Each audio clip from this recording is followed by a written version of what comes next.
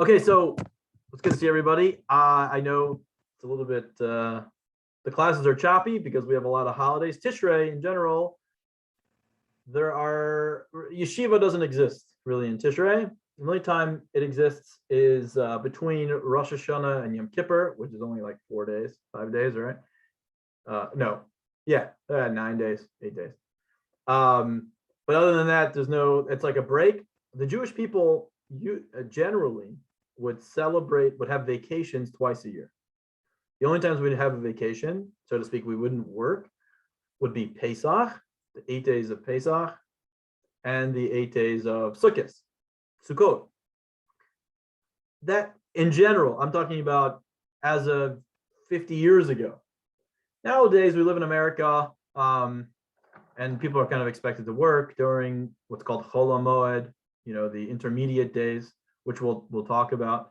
What does that even mean?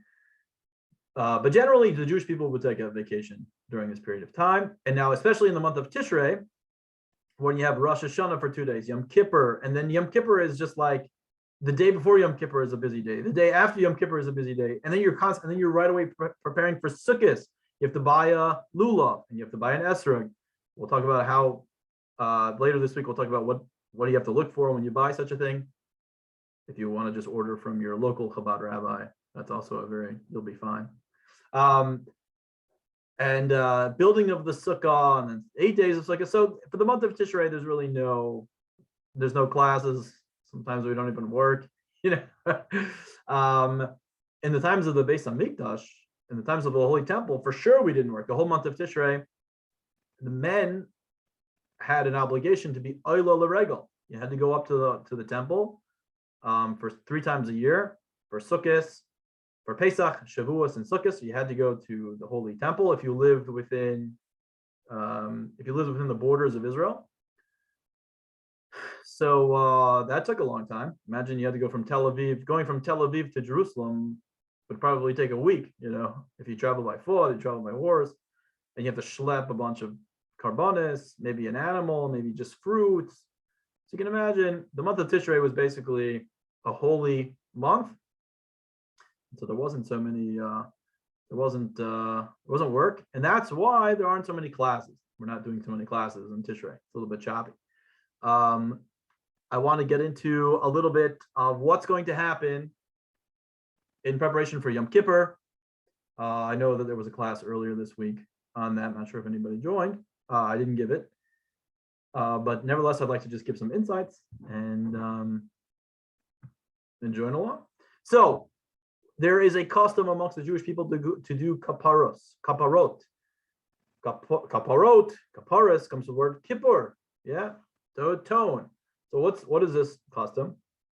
So there are 2 ways of doing kaparot. On Erev Yom Kippur, if you go into the streets of Jerusalem, also the streets of Brooklyn or the streets of LA, the streets of Miami, you got to know where to go. You'll see people swinging chickens over their heads. If you've never done it before, it's a bit I don't know the word, but nerve-wracking and uneasy to do it. You swing a chicken over your head 3 times and you say, it is a very old custom. You swing it's written in Shulchan Aruch. It is not a law, but it is brought down by the Shulchan Aruch. We'll talk about that in a second. You swing a chicken over your head 3 times and you say a certain prayer. Zeh kavarasi, zeh chilufasi. This is my kapara. I'm exchanging my sins towards this chicken. And then the chicken is slaughtered. But what happens to the chicken? The chicken becomes food for the yeshiva students. It's usually what happens. They freeze the chicken and they do everything you need for the chicken, and it's either given to a poor person or perhaps a house, like a soup kitchen, or it becomes chicken for the yeshiva. In Brooklyn, it becomes the chicken we would eat for the year.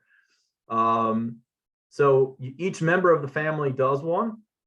Again, this is a custom, and if a woman is pregnant, typically she'll have 2 chickens. Swing it over her head, because if you don't know if it's a boy or a girl.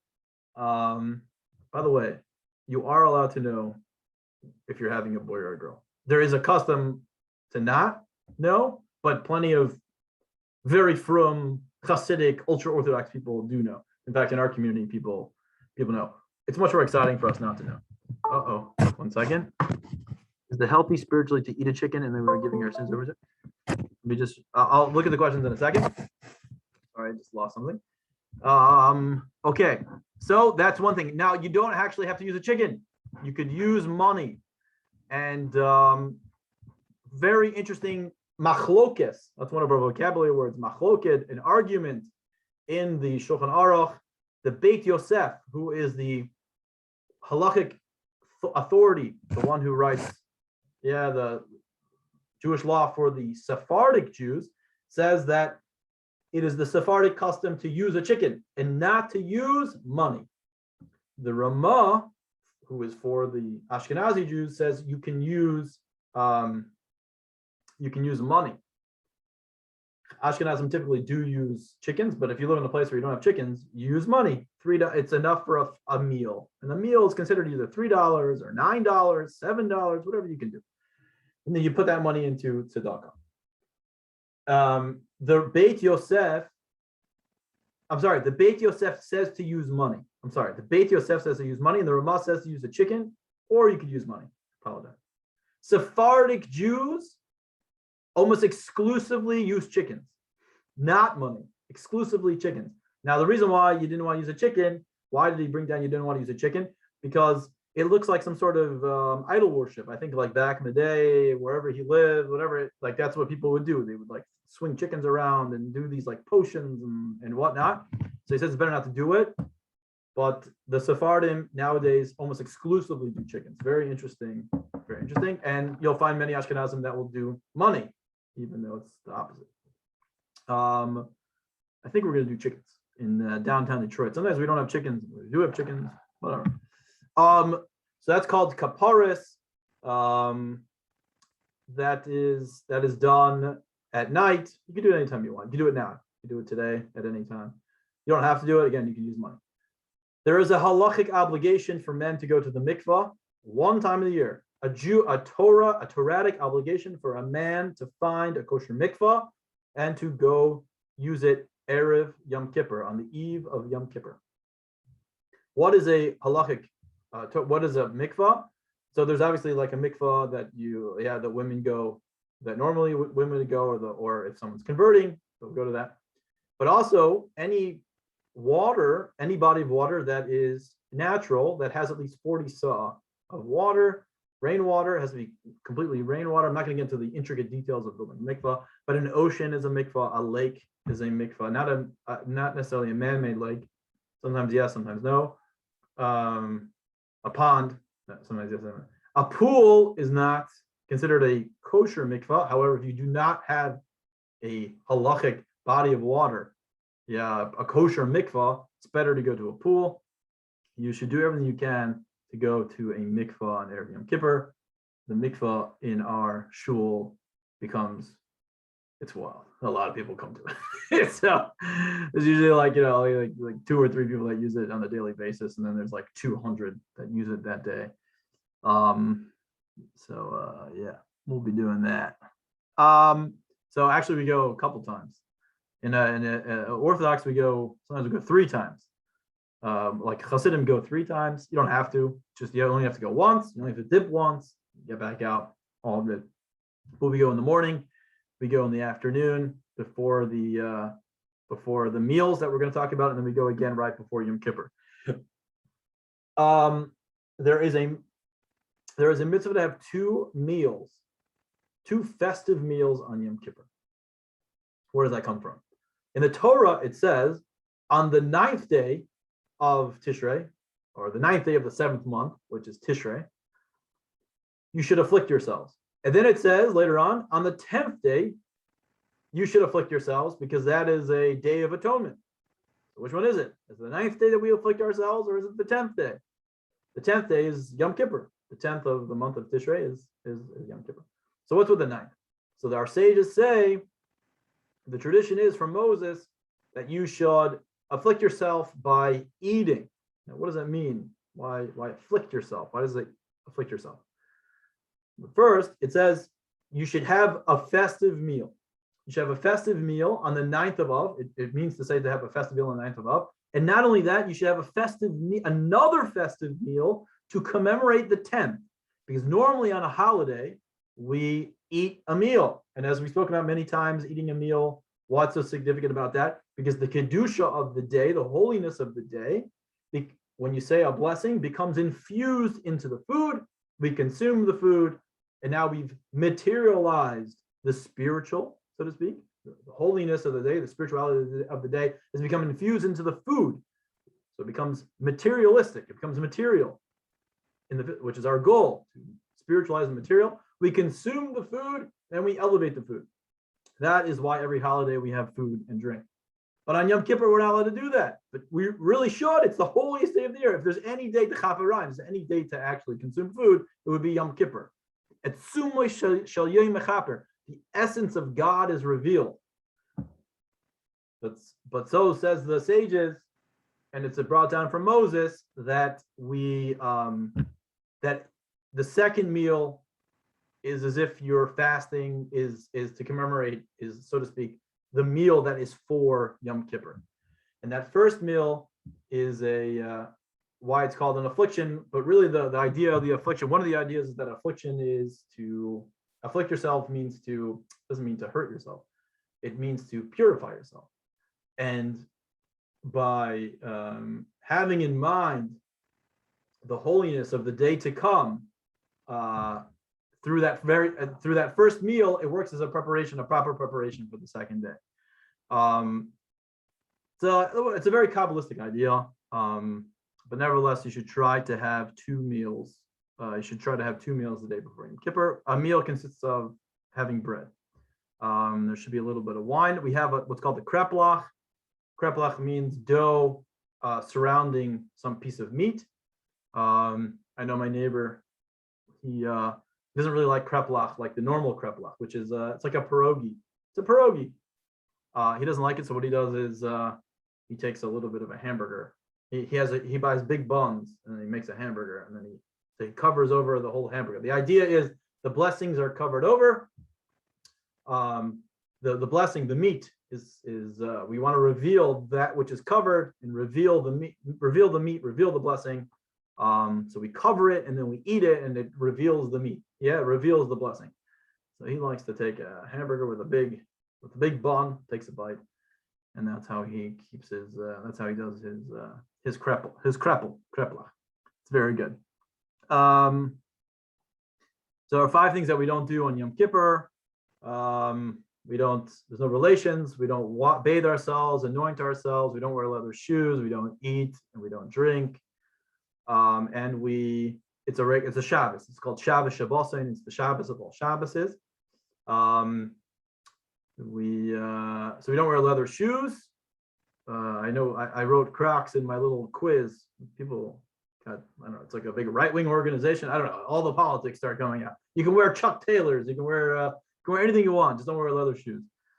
I know you'll feel ridiculous and you'll look ridiculous when you go to shul, but don't worry. You're doing the right thing. It takes a little getting used to. We also, the day before Yom Kippur, we have a custom to do what's called malchus, which is hitting, symbolic way of atoning for the sins. Yeah, back in the day, if you did the wrong thing, they would flog you. Whatever, there are a lot of halachas to that. They didn't actually give 39 lashes. Usually they didn't give any lashes, and if they did, it was like 1 or 2. But we have symbolically, we do lashes. Then we go into Yom Kippur we start saying what's called the Al-Chet by Mincha. The prayer right before Yom Kippur, we do the Al-Chet. We beat our chest, and we, not very lightly. There's a professor at Harvard who we knew really well. Her name is Ruth Weiss. She now works for the Tikva Fund. And she had a saying, she said, Jews, only times they ever raise their fists is to hit themselves. In other words, we never, her point was, people don't stand up for Israel properly. We blame ourselves. The biggest opposition to Israel are the Jews themselves, the biggest opponents. We only hit ourselves. Anyway, why do we hit ourselves? Because when forgiveness can't just be with words. as we're going to do on Yom Kippur, we're going to say the al-chet, this, the sins that we've done. We're going to verbalize them, but you have to have a lev nishbar. You have to have a broken heart. You have to have feeling as well. So we try to arouse the emotion as well, not just give lip service, but actually try to feel it. We're going to do that a few times. So that begins on Mincha, the prayer before Yom Kippur. We daven Yom Kippur. We daven Mincha in our big day Shabbos, in our Shabbos clothes. Women have a custom to wear white, again, because why white? White is purity. But white also symbolizes angels are considered white. Now, they're not physically white, but they're white, whatever white represents in spiritual terms, which is purity. So women, and you'll see men, a lot of Sephardim also, they wear all white. You don't have to wear white. If you don't have white, don't worry about it. White. But the good news is not going to be eating any food, so you don't have to worry about ruining your clothes, so to speak. But don't worry if you don't have any white. Men wear what's called a kittel. You'll see men wear this like white little robe over their outfits. You don't have to. That's a custom. You definitely don't have to do that. And we go into, that's it. We go into Yom Kippur, and it's called Kol Nidre. Everyone's like, oh, I have to go to Kol Nidre. Kol Nidre, which we spoke about. Kol Nidre briefly is absolving all the vows, not only the vows that you have taken upon yourself in the past, but really the vows that you will make in the future. Now, what does that mean? What does that mean? Vows, what is a vow? A vow constricts you. Yeah, why do you take a vow? I won't do such and such a thing because I can't control myself. Yeah, essentially. I don't want to do this because I want to take upon myself a vow, and a vow is very serious in the Torah. That's why you'll hear people say, I will bring that to you bli neder. Why? Bli neder. Neder comes nidre. Yeah, neder, what's a neder? A neder is a vow. You'll hear Orthodox, you'll hear observant people say all the time, I'll help you with that bli neder. Without a vow, I'm not taking a vow. Because if you do take a vow, you're obligated to, you have to follow through. Otherwise, there are serious consequences spiritually if you do not. So what we're saying is on Kol Nidre, all the vows that I will take in the future and all the vows which I've taken in the past, I am absolving them. Shvisim, v'telim, v'talim, they don't exist. Why are we doing that? Because we want a certain level of, we want freedom on Yom Kippur. Yom Kippur is when the idea is that all the essence of everything comes out. And we want that to be expressed. We want ourselves to be completely exposed to God, so that whatever needs to take place will take place. All the cleansing, all the rejuvenation, JEW, rejuvenation. No, that I just made that up. They're all everything that you need for the year to come, and the proper mindset and the proper character traits and the proper emotional traits should be aligned, and God will work through you to get it.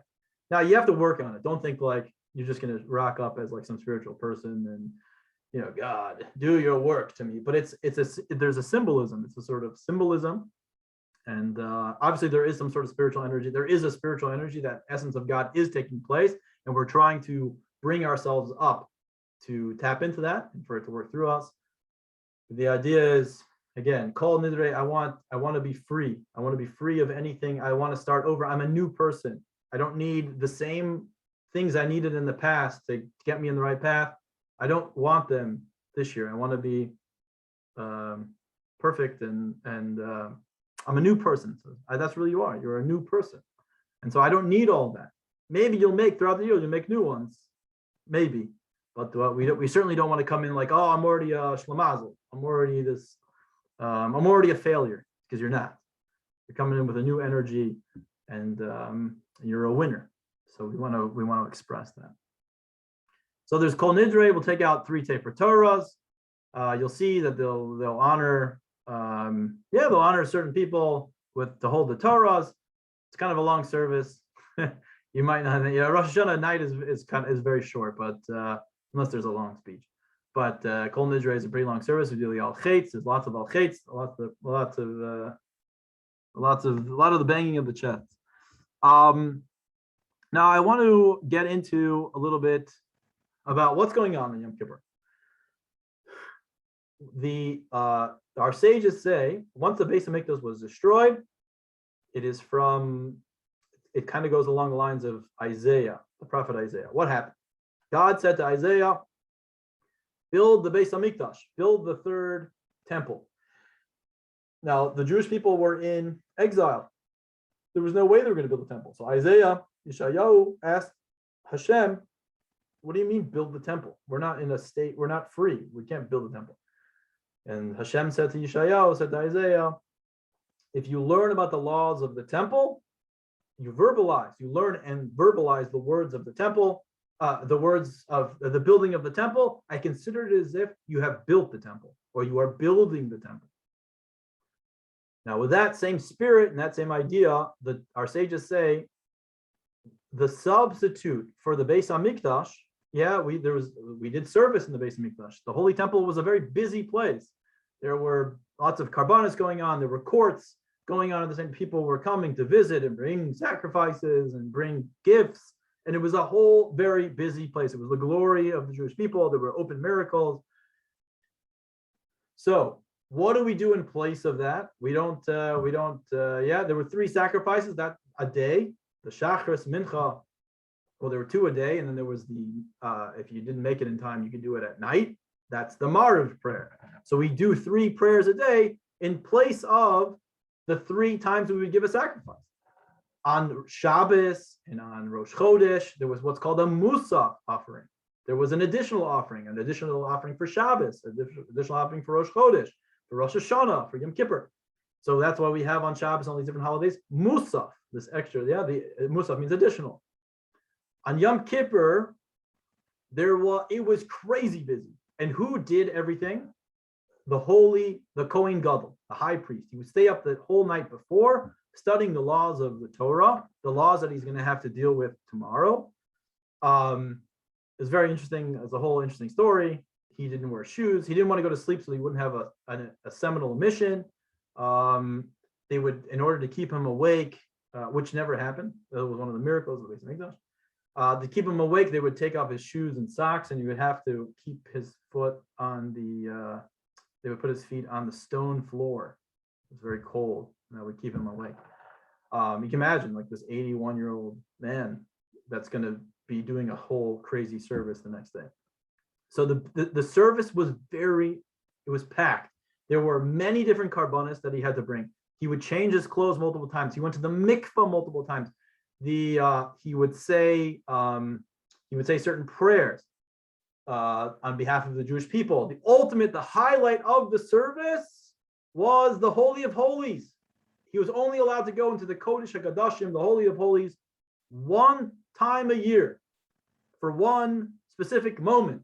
And he would go into the Holy of Holies where the Ark was stored in the first temple, where the Holy Ark, the Aron Kodesh, was. Inside the Ark, or perhaps next to the Ark, was also the Luchais, the tablets which Moses brought down. The broken tablets also were inside the Ark, the broken ones. The manna that the Jewish people ate, Moses stored it so that it would stay preserved. That was also there. Aaron's staff was also there. You can imagine. And he would make the Ketores, the incense offering, and it would build a tremendous amount of smoke. It would be incredible. And there he would see the face of God. That's what it says. He would see the face of God. If he was not holy, nobody else allowed to go in there. You could kind of see him. And we'll read about that in the Machzor. The Machzor is the Siddur for Yom Kippur, as well as a special Siddur for Rosh Hashanah. Those are called the Machzorim, a Machzor. They would be able to see him do the service a little bit, and he would say an ineffable name, the 72-letter name of God, which we've lost. And when they would say that, the Jewish people would bow down. And we bow down, lahavdil, like the Muslims do. Yeah, that's on Rosh Hashanah. I'm sure, were you there? We bow down by Aleinu. We did it the first day and the second day. We bow down. So we're going to do that like 5 times. On Yom Kippur. Every time that we would mention, when are we doing that? So what's going on over here? If you look inside the Machzor, basically the entire Machzor, the Musaf service in particular, is recounting everything that the Kohen Gadol did on Yom Kippur.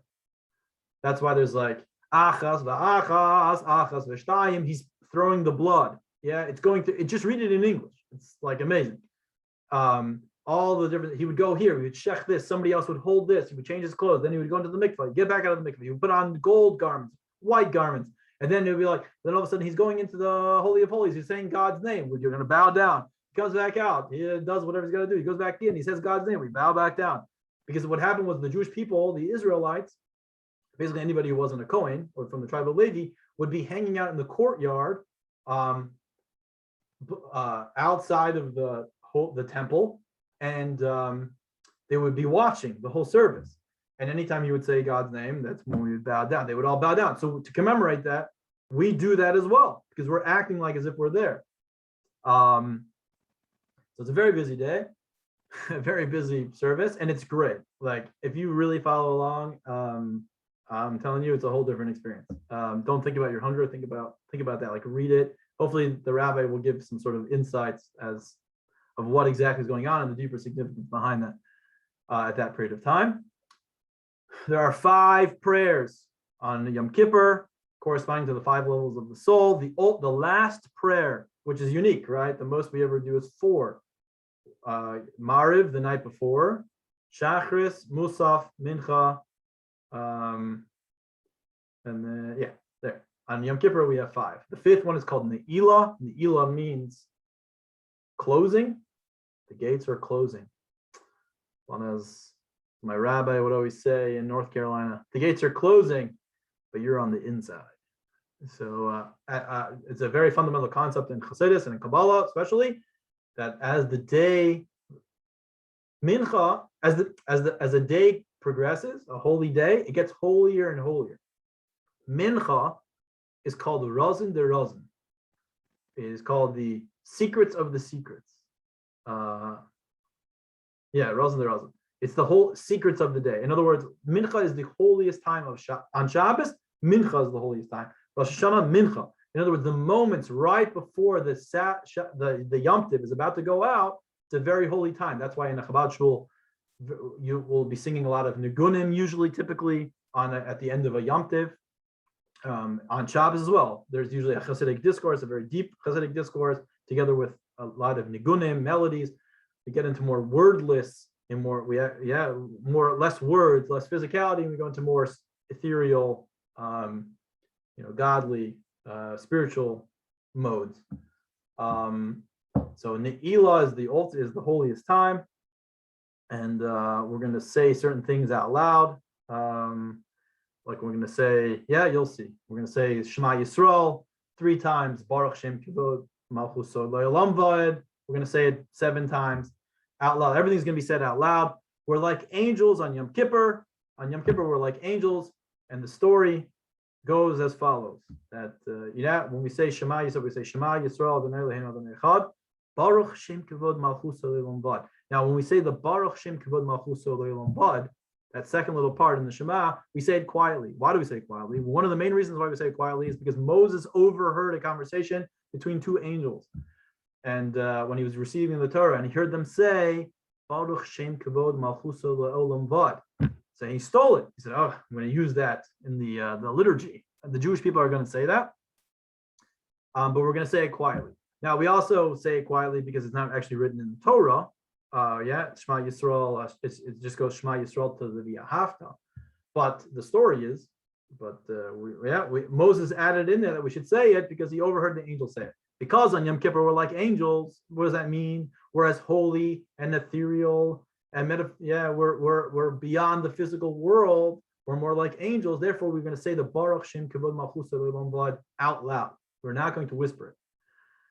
So look out for that. It's pretty cool. What else did I want to say on Yom Kippur? What else goes on? We have.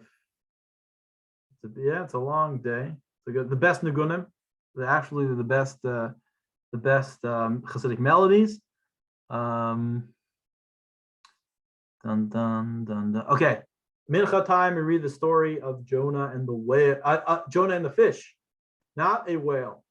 Jonah Yeah, Jonah, same person. He was not swallowed by a whale. He was swallowed by a fish. It says dag. It says dag, and then it says daga, the female version. Just a little interesting thing. Our sages tell us that Jonah was swallowed by the Leviathan, which is the big fish that we will eat when Mashiach comes. It says that the fish is going to get into a fight with a big ox, and the fish's tail is going to shech properly the ox, and there's going to be a big feast, and everyone's going to take part of both the fish. We'll have a fish course, and then we'll have the meat course. The Leviathan and the Shor Habor. The Shor Habor, that is the ox. It says that Jonah was swallowed by that fish. But why does it go into a female version? It says dag, and then later on you see, if you read in the Hebrew, it says daga. When it talks about the fish, it actually says he was spewed out from that fish, and he went into a female Leviathan. He was swallowed by two fish. And then ultimately he was spit out into the land. We read the story of Jonah, that he was going to the city of Nineveh, right? But he didn't want to go admonish them. He was running away from it. There's a lot of spiritual reasons for that. Why did he run away? He ran away, a very simple reason, not a very simple reason. One of the reasons given is because he was a prophet. God wanted him to prophesize and tell everybody what God had just said to him. But as a leader, he knew that if I say it, then it puts everything into motion. God says, I'm going to destroy the people if they do not repent. Yeah, it speaks about repentance. Do not repent, do not do teshuvah, then such a thing will happen. So Jonah said, I don't want to be the messenger of such a thing. I don't want to say it, because once I say it, then it gets into motion, and I don't think they're going to do it. I don't think they're going to repent. And so therefore, as a leader, I don't want them destroyed. I don't want them destroyed because that's what, I don't want to feel bad. I don't want them destroyed because these are my people. So he ran away, so to speak. The idea of running away. He ran away from his mission. But ultimately he did what he did what he had to do. He went to the city of Nineveh. He went to the king of Nineveh. Who was the king of Nineveh? Pharaoh. Pharaoh lived out his life as the king of Nineveh. He ultimately drowned, as we learn in the Mishnah Abbas. But it's accepted opinion that Pharaoh lived to be very old, obviously. And he became the king, and they did repent, and everything was all fine and hunky-dory. So that is a fantastic story to read. I highly encourage you to read it in English, and maybe later this week we'll do a little bit more insights into that. Before we get into a little bit of the parsha this week, I want to give a little Hasidic idea. It says that the ketoris, which are incense on Yom Kippur, become the schach. They are the covering of the sukkah. The revelation is a Kabbalistic idea, that the revelation of the ketoris means to tie, from the word ketura, which means to tie. It's the idea of our connection, our unity, hiskashrus, our essential connection to God. And the problem is it's not revealed. Not everybody can see the ketoris. Not of the Jewish people in the times of the temple did not see all that smoke. Only the Kohen Gadol did. Because he's holding on such a high level, therefore he's able to experience it. But for the average Joe, we're not able to. But when does it become revealed, says the Zohar? It becomes the schach, the coverings on top of a sukkah. That's what it says. In other words, it becomes revealed then. Chabad, that's why a lot of people we have a custom, especially in Chabad, which is people take arms at, they get very upset. Chabad doesn't sleep in a sukkah.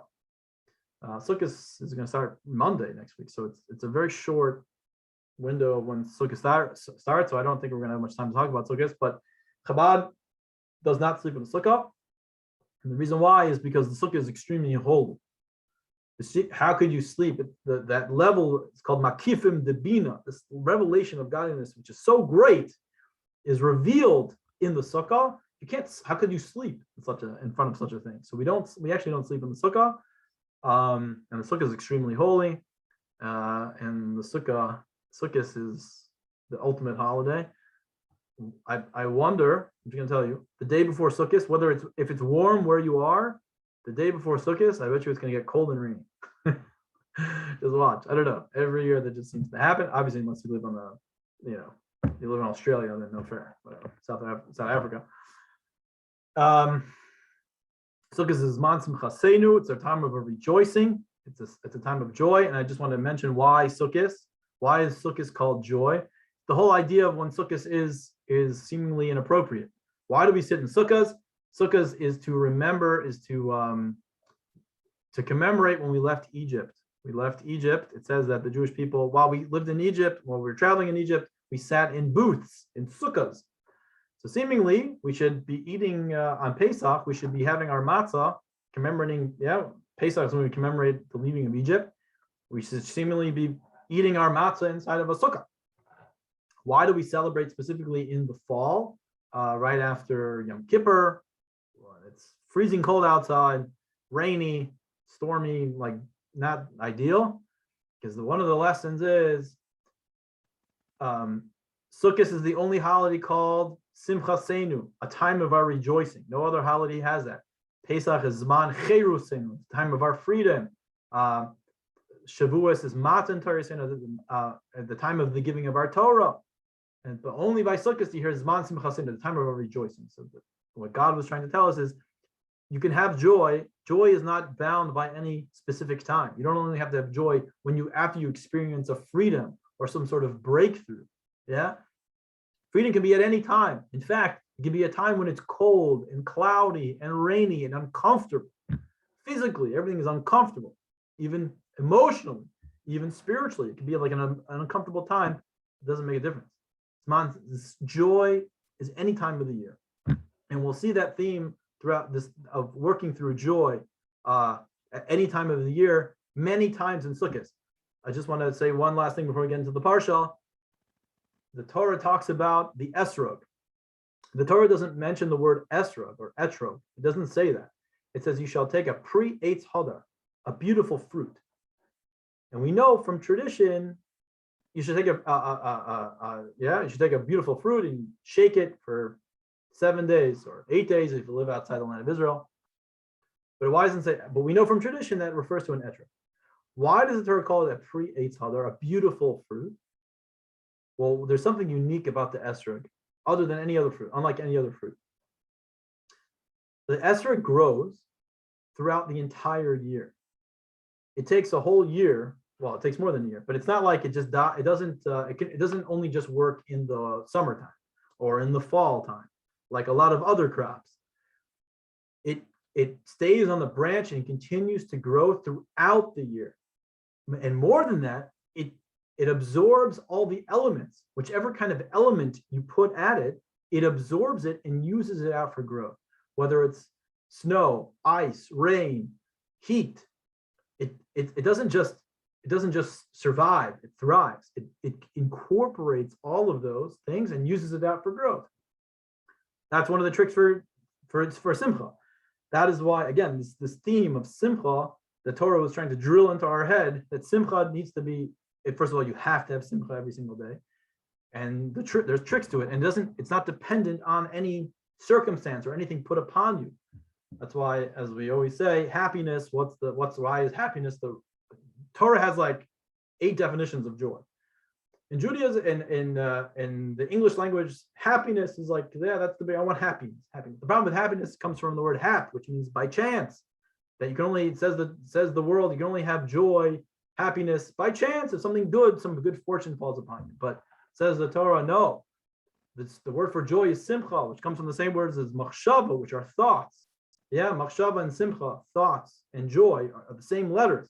Says the Torah, whatever you think, you fill your mind up with, whatever your approach to life is, your mindset, that is how you're going to have joy. It's not by chance. You can live in, you have, not only can you, but you have an obligation at every moment to live in joy. Just to make a mention, Yom Kippur is also a time of joy. It's a very joyful day. Like we said, obviously for a very simple reason is because all of our sins are forgiven. And if you saw one of my quizzes yesterday, there was a period of time when shidduchim would happen on, I don't know what time, I don't know, sometime between Mincha, I guess, Shachar, Musaf, and Mincha, that men and women would meet and they would go on like a date, so to speak, and they would make a shidduch, and they get engaged. Also, because you're at your best behavior, you dressed well. I'm sure your breath doesn't smell so great. And Queen Esther, when she fasted, she turned green.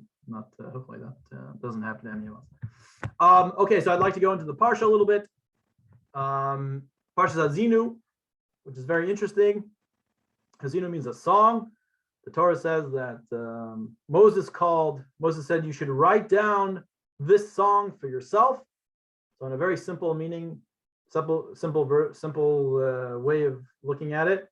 If you look inside the Parshas Haazinu is written interesting. It's written in two columns. It's like a very bizarre way of looking. It's written very differently than any other part of the Torah,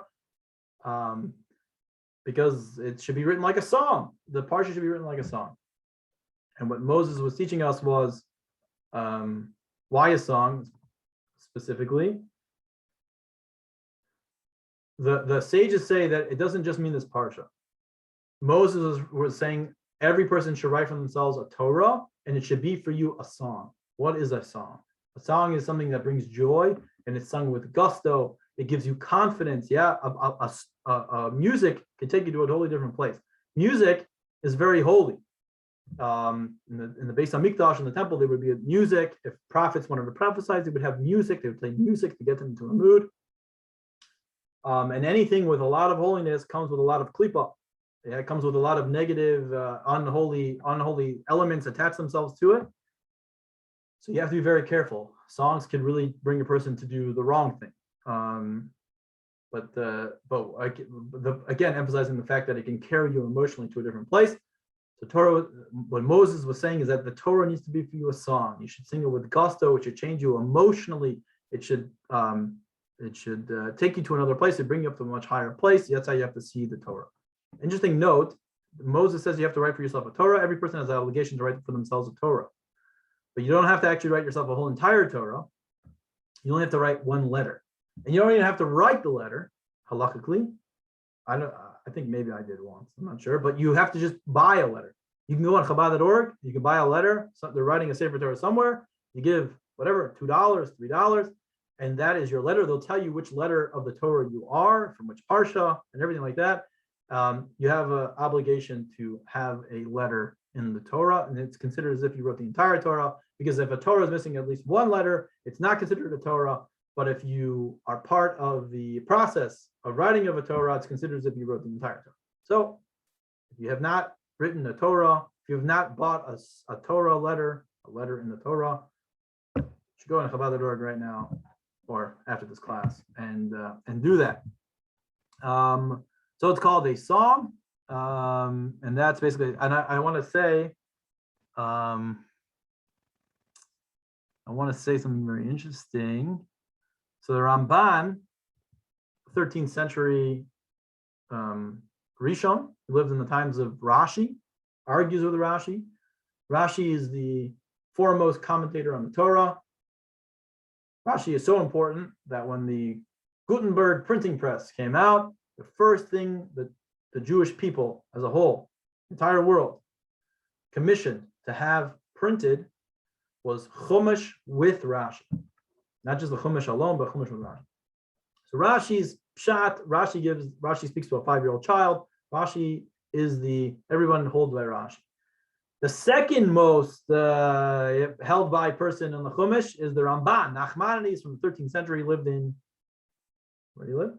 He lived in not Spain, but he lived in Europe. He lived in Western Europe, France, Germany, France. I'll look it up. I'm sorry, I forget. He says that the entire Parshat Haazinu is a prophecy for the Jewish people of what Moses was prophesying, what's going to happen to the Jewish people. And he says that Moses actually said a lot more than what is written down, which is very common. That the Parsha, why doesn't the Torah give the whole life of Abraham or Isaac or Jacob? Because the Torah is an instruction book. The Torah only puts down whatever God only instructed us, whatever was Nageya, whatever was pertinent to us. There's a lot more to these people's lives. That's why we have Medrash, and we have tradition of what exactly happened, fills in all the gaps, so to speak. But what is written down is what's most important for us to know. The Ramban says that when Moses this is all said in his last day of his life, Moses recounts the whole prophecy of what's going to happen to the Jewish people, and it's actually condensed in Parshas Haazinu. It's just like a condensed version of everything that Moses said. And one of the interesting things that is said over here, I'm not going to go through all the verses, any stretch of the means, is that we will rebel against God. What's the exact phrase? You've become fat, and when you become fat in opulence, you'll be living in opulence, and you'll be fat, and you'll have a lot of material wealth. Then you will rebel against God, and then God will in turn punish you. But what is that? According to Chassidus, what exactly happened? And it's connected with connected with Purim. It's a very important lesson that through times of wealth and opulence, and when things are going very well, that's usually when we give up our. We think we are self-made people. There's a story of a man who was late for a meeting, and he was driving around the parking lot, and he couldn't find a parking spot, and he said, God, if you give me a parking spot right now, I promise I will give $1,000 to charity. He keeps going around. God, if you give me a parking spot right now, I'll give $10,000 to charity, and I'll learn more Gemara every day. God, I will give $100,000 to charity, and I will learn 3 hours of Torah every day. At that moment, a parking spot opened up, and the man said, no, don't worry, God, I found a parking spot already. No, in other words, when we find when times are getting good, we tend to throw off the yoke of heaven, so to speak, and as a consequence, God throws off His divine protection. That's what happened to the Jewish people in times of Purim. That we thought we've made it. Yeah, what happened to King Achashverosh invited us to his party, and he gave us everything that we needed. And the Jewish people said, we've made it. We don't need to rely on God so much anymore. We can rely on King Achashverosh. We're part of high society.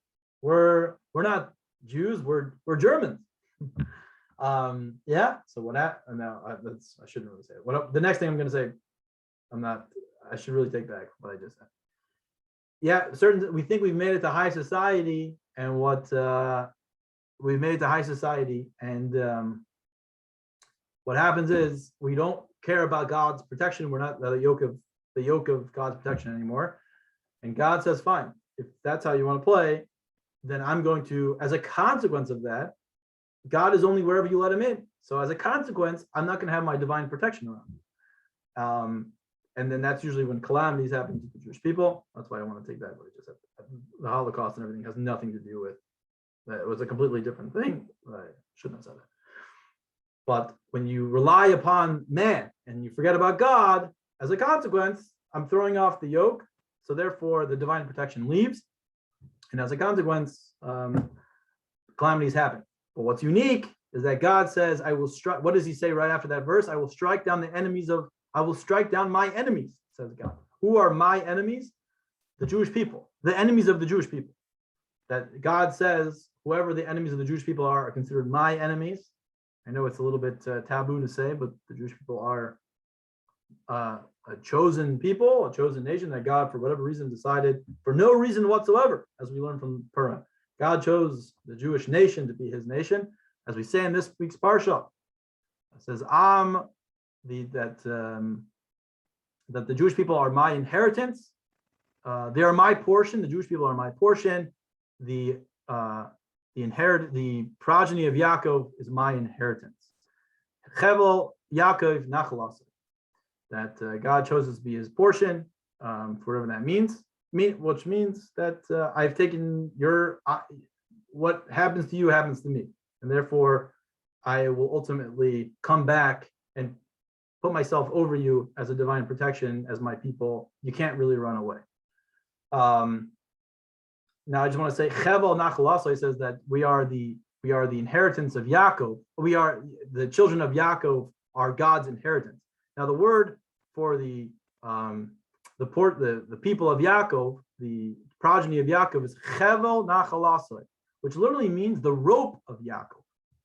And Chassidus explains why we call the rope of Yaakov, because the way God works with us is like a rope. That if on one end the rope is up high, one end of the rope is high and one end of the rope is below. If you tug on the rope, the top falls down. The top comes down also. But if you pull the rope up, then whatever's below will go up. Says the Torah, we have the ability to bring God down to klipa, mud, disgust. That when we go down, we're a rope. But when we go down, we schlep God down. But when we go up, we schlep God up. That's a Kabbalah and Chassidus 101. Knowing who you are. Just to end on this, the idea, because I always like to connect it with Purim, like we said before, that God says, I will strike down my enemies, which refers to the enemies of the Jewish people, those that tried to attack us while we removed that divine protection. That Haman, the evil Haman, saw that I could try to get the Jewish people to remove the divine protection, try to get that divine protection removed from them. He was the Torah says he was an extremely wise person and he was a Kabbalist. But God says, no matter what you try to do, no matter at any time that they tried to remove that divine protection, for no reason whatsoever, for undeserving reasons, there is no reason. They have no reason for me to protect them, for any reason for me to come back to them. But like a parent to a child, I automatically come back and protect them. And in other words, you can never be severed. Like it says, "Va'afal pi shechata Yisrael hu," no matter what a Jew does, any sin that he does, he's still a Jew, a Yisrael, a representative of God in this world. There's nothing you can do to separate that. In fact, it says in the Torah, it says in Halacha, that you can only ask for the needs of the community will only be answered if if the sinners of the Jewish people are praying together with the righteous of the Jewish people. You go to shul and you're like, oh, why is that guy there? That guy is so annoying. He's just like, he doesn't do anything. He just disrupts. He's like he's just not a good guy. Says halacha, he's got to be there. And the reason for that is in the Ketores, the incense, the highlight of the Yom Kippur, and the incense that we do every single day, there was an herb called the chelbana. It says the chelbana on its own was pungent. It was disgusting. It was a terrible smell. But when it was mixed in together with the other ingredients, it was beautiful. So the same thing, that person might be the chelbana on his own, but mixed into the Jewish people, God says it's a pleasurable fragrance. So no matter what we do, you might be a chelbana, but nevertheless, when you get together, when everything comes, when you're together with the Jewish people and the Jewish people are in harmony with one another, like siblings, it brings tremendous joy to God. Just want to see if there's any questions over here. Is that healthy spiritually to eat a chicken that we are giving our sins over to? Yes, you can, because you're elevating. There's a concept in the question is, we're going back to the Kapparas chicken. Seemingly, we gave all of our sins to this chicken. Now we're going to eat it. That's a terrible thing.